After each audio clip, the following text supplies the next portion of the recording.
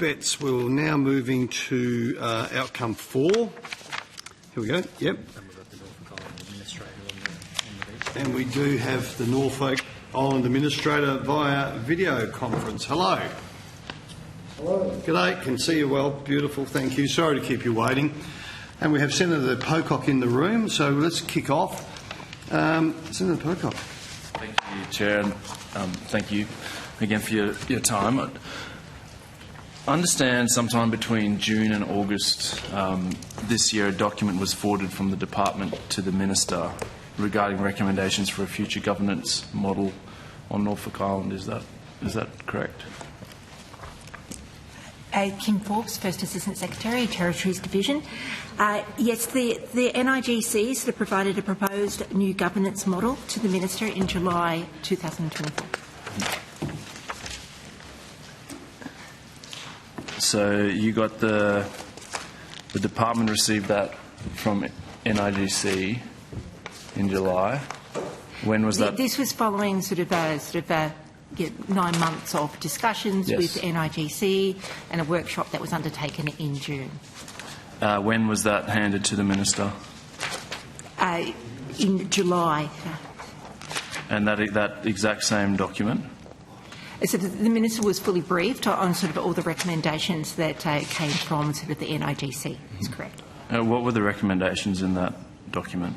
Well, that's currently sort of under government decision at the moment. However, the agreement log that was undertaken for the workshop in June was FOI'd, and that's available on the department's website.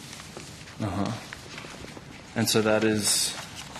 Are you claiming cabinet in confidence, or what's That's correct. So it's gone to cabinet. Yeah, this is advice from the department into decision-making processes of government, and we can't disclose the nature of the advice that we have provided into those processes. Was it at all changed from what was received from the Governance Committee? So, Senator, the Minister was fully briefed on where the NIGC had landed. Yes. Even just for reasons of process, we put that into a standard ministerial submission and so on. So it's not exactly the same document. Sure. But the Minister has been fully briefed on where the committee landed. Okay.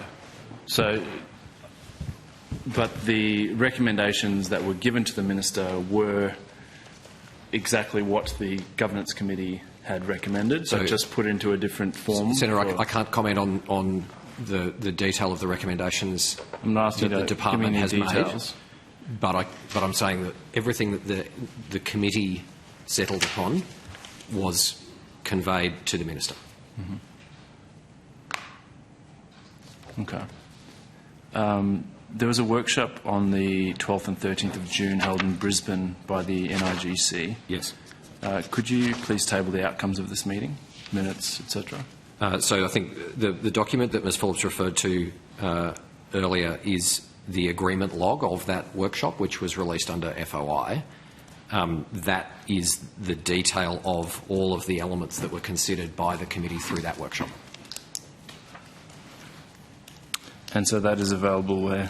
It's on our disclosure log on the department website. Okay. I understand that the elected Norfolk Island members of the NIGC published a proposed governance model following consultation with the community in May. Did the department also work on a proposed governance model together with Queensland? Queensland, there is representative on the sort of NIGC, is a Queensland representative, as well as an Australian government representative is on the NIGC. And so was that input through a document or? Oh, as outlined in the terms of reference for the Governance Committee, it is of a consensus approach, and that includes sort of the Queensland government representative. Okay, but the document that the actually democratically elected representatives for Norfolk Island, the ones that they submitted was separate to the final document? I'm unsure of what document you're referring to. However, at the workshop, the 2-day workshop that we were just discussing, all members of the NIGC went through all the key elements, and that went through a consensus approach. Mm-hmm. And as outlined in that document, it's clearly detailed sort of all members agreed on those elements. Mm-hmm. My understanding is that there was a document submitted by the elected members. Are you able to table that document as part of this process? I'm not sure we can identify the document you're referring to, Senator. It's submitted to whom? As part of this governance making process. Yeah, I don't think we can shed any light on that, Senator. Sorry, I don't know what document. Why are there people from Queensland on the Norfolk Island Governance Committee? Queensland Government is a representative. I know they're the service deliverer, but that's correct. They provide service delivery to sort of Norfolk Island, and a very sort of insightful understanding of how those services can be delivered to Norfolk Island, and they're a key partner. And so, when will Norfolk Islanders know about what the restoration of the democratic rights look like? So the announcement of any decision taken by government is a matter for government. We can't speculate on what the timing of that might be. Uh-huh. Minister, can you say anything to people in Norfolk Island that have been waiting years for some sort of democratic process to be able to elect people on their island? No, obviously it's an important issue, Senator Pocock, and I understand why you'd be asking questions about it. I know that we're going through the process and the government is considering those options. I know the Minister is thankful for the elected Norfolk Island Governance Committee representatives and the community for the feedback they've provided, and that'll be all part of the government consideration. Mm-hmm. My understanding is that Michael Corrivi's term as Administrator of Norfolk Island Regional Council expires in early December. That's correct. Then what happens? The Minister is currently sort of looking at sort of options in respect of what transitional sort of steps pending sort of the outcome of the governance model coming through from government decision. So that will then sort of outline what the next steps are. When did that process start? We're waiting on the government decision to come through. We're 30 days away. We wouldn't. How much time are you going to give people on Norfolk Island notice of a transition? We wouldn't speculate on the timing of an announcement by government, Senator. I mean, I know they're a long way away, but this seems, Minister, pretty outrageous, the way we're treating people on Norfolk Island. They've had their democracy sort of stripped away from them. They've engaged in good faith in a process and get very little in the way of information, and from what I'm hearing, feel pretty I don't know, disrespected in this process. Well, we've gone through the consultation process, Senator Pocock, and people from the local community have had the opportunity to have their say. The government's now considering its options for its model, and I am confident that will be announced shortly. Mm-hmm. Can you give any timeframes for people there? It's obviously not my call, Senator Pocock, but I'm sure the government. I understand the government announcement will be soon. Mm-hmm. And okay. When will the community be informed about the transitional arrangements after Mr. Colreevy's term as administrator end? That will sort of be dependent on sort of when the minister sort of and government makes an announcement post the model. I think it's all part of the same set of decisions, Senator. So this is all just sitting with the minister? It's under consideration by the government at the moment, that's right. Okay.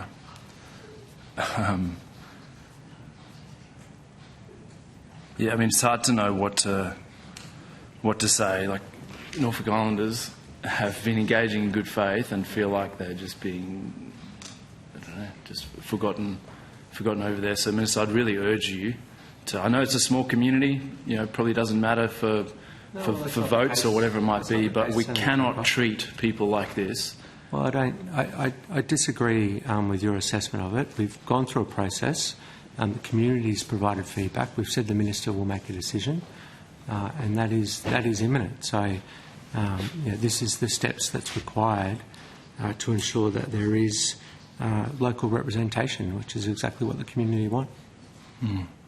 Okay.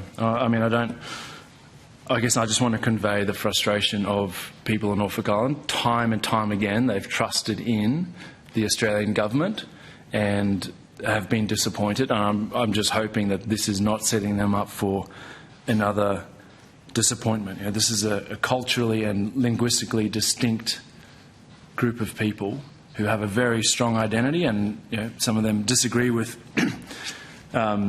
even being part of Australia. Many may disagree with that, but to have Australians with no local representation for so long just seems so unfair.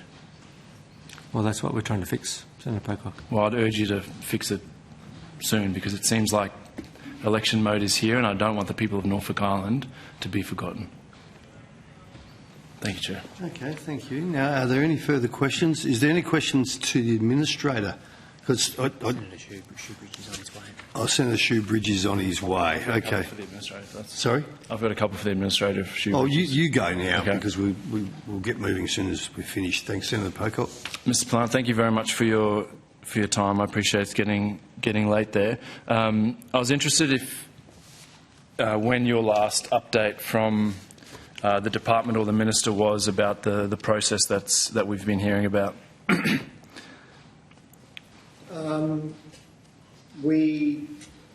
Thank you, Senator. Yes, we are always waiting to hear what the outcomes of the work that we've been doing is, and I understand exactly if we've been told that's under consideration by government now. So, we are waiting to hear. Thank you. And when was the last update you received from the department or the minister's office? In the last, I'd have to check my notes, but when I meet with the minister's office, I raise it every time, and that would have been within the last 2 weeks. Okay. Thank you. I don't know where Shoebridge is, but... I'm happy to move on to air services and come back. Yeah, I tell you, there's been plenty of notice, so we will move on to air services. I think he's in another committee, but... As long as we can cope No. back to... Do we know how far away? Because once we go... It's not fair. Once we move... hang on, I'll make a ruling here, people. I've been sitting on this committee for 19 years, and I'm happy for everyone to come in here and ask a question. But this committee will not be bowing to those that aren't permanent members if they can't get their act together. I'll give a little bit of leeway, but I'm not sitting here for the next 10 minutes waiting. We've got a full program to get through tonight. So if Senator Shoebridge doesn't walk through that door in the next minute, it's over Red Rover and we're moving on to Air Services Australia. Just ask a few questions to help my colleague out. Sorry, Mr Administrator, but you've been waiting for the last 3 hours as it is. Okay. So just leading on from Senator Pocock's questioning, if and when the people of Norfolk Island have this representation, what powers will they have in terms of government services, tax rates? What will they be able to decide on the island for themselves? Senator, I think you're asking us to get ahead of the decisions that the government will make on the model. So everything's on the table? So the decision log that Ms Forbes referred to before sets out all of the elements that the committee has worked through. Right. And we can take you to some of those, at least headings, if that's helpful, but ultimately it will be for... Well, I suppose the one that comes to mind is my understanding previously is that they weren't subject to federal income tax. Is that right, until the last few years? Certainly there were a range of arrangements that changed in 2016 Yeah, when okay, self-government that felt long ago. ceased. Time flies. Yeah. Okay. But then at that point, they also didn't have access to some federal welfare programs like Medicare and this and the like. Is that right? That's correct. So there was but that decision was imposed on them, so to speak, is my understanding. There was no vote or anything like that to decide whether they wanted income tax. And My recollection, Senator, is it was a decision of the Yeah. federal parliament. so is that potentially on the table? They could go back to the pre-2016 model under these new arrangements? No, Senator, the primary role of the NIGC is to design a new bespoke model of local governance, so within the local government frame. Okay, so that's why I'm glad I've got Yeah. some specifics here. So not everything is on the table. They won't be able to go back to a model where they're not subject to federal income tax, access to the same social services Australians do. That's not something under consideration. That's correct. Okay, so we're more in the world of deciding in the local government sphere what services they're responsible for, and presumably what revenue, own source revenue they can. they can raise. Revenue model is an important part Yeah. of it, Senator. That's Okay. right. And I suppose in between your local government and federal, there's some, like the ACT has, it's, I suppose, a bit of a mixed model where it has responsibility for schools and hospitals, as well as the normal local government responsibility for roads and rubbish, etc. Is that something that Norfolk Island potentially could get? So get control over? those elements will remain the responsibility ultimately of the Commonwealth, and as Ms Forbes touched on before, we work with the Queensland Government as a service delivery Okay, partner. so there's nothing on the table that would allow Norfolk Island to run its own school system, for example. That's not on the table either. No. Or hospital? No. I don't understand the health services there. There's presumably a hospital on the island. There's a health and residential aged care service, Senator. Okay, all right. So that will remain under. Is It's a that one Commonwealth. Commonwealth? That's It's- Commonwealth run, We partner with the Metro North Health and Hospital Service in the Queensland and government. through Queensland as Yeah. well. Okay. I think Senator Pocock might have some follow-ups, which I'm happy to let him. It's your time we're cutting into too. I'm just letting you know. Just help I'm me. trying to work with you. Have you seen the proposed model that was sent to the minister? I missed that. Mr. Plant, I don't know if you have you seen the Sorry, is that... yeah. Have you seen the proposed governance model that was sent to the minister? No, I haven't. Do you know if the elected members of the governance committee have seen it? Yes, I know they haven't seen it either. Does that concern you? It's not a decision of mine. It's a decision that was made. I know there is concerns in the committee about it, but that is as it is. Maybe to the department. So the administrator hasn't seen the recommended governance model. That's unsurprising, Senator. Ultimately, What about the elected members on the governance council? So the briefing that we described earlier on is input to a cabinet process, and we're not in a position to share that I out. don't want to ask about that. All I want to ask is, you have 3 people elected by people on Norfolk Island to help develop a future governance model. What is then decided by the department to go to the minister, those 3 people don't even get to see. So it's consult, we'll do our own thing and give it to the minister. So, Senator, I'd go back to our earlier conversation to say that where the NIGC landed out of the workshop that Ms Forbes has described, all of that work has been fully conveyed to the minister.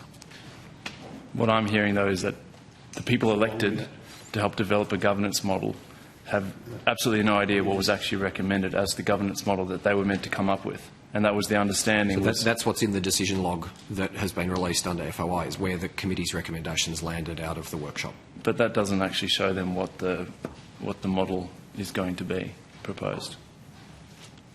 That's the point at which it turns into advice to government for cabinet deliberation.